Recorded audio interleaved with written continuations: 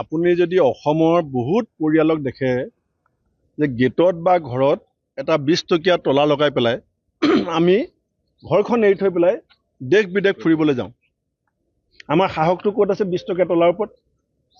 যে দেশত আইন আছে, অসম পুলিচ আছে।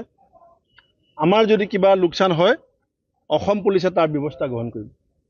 কালি আমাৰ MP ৰকিবুল হুছেইন ডাঙৰীয়াক আক্ৰমণৰ সময়ত তেওঁৰ লগত যি নিৰাপত্তাৰক্ষী আছিলে তেওঁলোকৰ লগত কাৰ্বাইন আছে, কাৰ্বাইনত গুলি ভৰ্তি হৈ আছে, 4 জাই ব্লেংক ফায়াৰ হৈছে।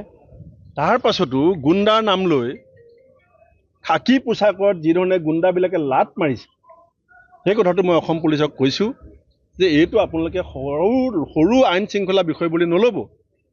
কাৰণ ইয়াত যে AP লিখা আছে অসম পুলিচ, মোৰ গাতটো নাই অসম AP আছাম বুলি লিখা। খাকী পোছাকত লাট মৰা মানে অসমৰ ওপৰত লাট মৰা। আছাম পুলিচ দুটা শব্দ আছে, যিটো কাপোৰত গুণ্ডাই লাট মাৰিছে তাত AP লিখা আছে। AP মানে অসমতো লাট মাৰিছে, P মানে পুলিচকো লাট মাৰিছে। তেওঁ এজন পুলিচ নহয়, তেওঁ অসম পুলিচৰ প্ৰতিনিধি। এজন হোমগাৰ্ড যদি লাঠি লৈ পেলাই ক'ৰবাত ৰৈ থাকে, আজি আপোনালোক সাংবাদিকসকলক যদি কয় যে এইখন গেটেদি সোমাব নোৱাৰিব, আপোনালোকে মানি লয়। কেলে? আপোনালোকে লাঠিক ভয় নকৰে। হোমগাৰ্ড, তেওঁক চৰকাৰে দায়িত্ব দিছে, তেওঁ গভৰ্ণমেণ্ট, তেওঁ আইন। আজি SP, মোৰ ককাই হ'ব পাৰে, ভাই হ'ব পাৰে, তেওঁ SP, তেওঁ আমাৰ আইনৰ ৰক্ষক।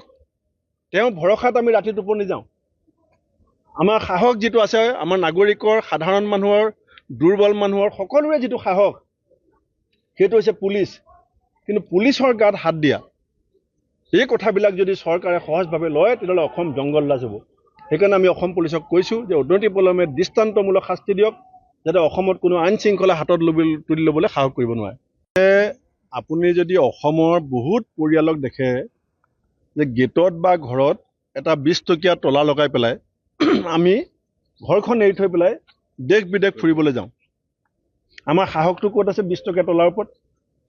যে দেশত আইন আছে, অসম পুলিচ আছে।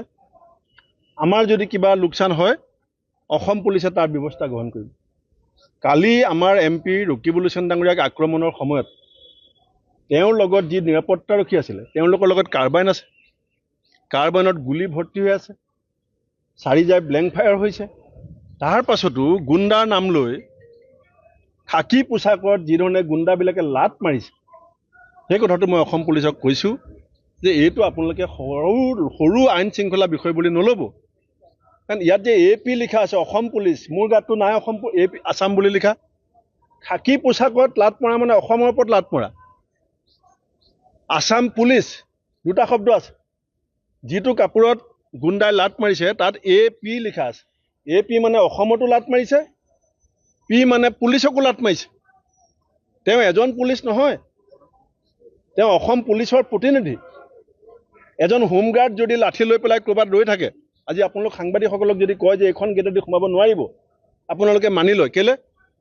আপোনালোকে লাঠিক ভয় নকৰে।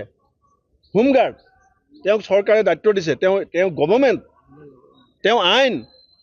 আজি SP, মোৰ ককাই হ'ব পাৰে, ভাই হ'ব পাৰে, তেওঁ SP, তেওঁ আমাৰ আইনৰ ৰক্ষক। তেওঁ ভৰসাত আমি ৰাতি টোপনি যাওঁ। আমাৰ সাহস যিটো আছে, আমাৰ নাগৰিকৰ, সাধাৰণ মানুহৰ, দুৰ্বল মানুহৰ সকলোৰে যিটো সাহস, সেইটো হৈছে পুলিচ।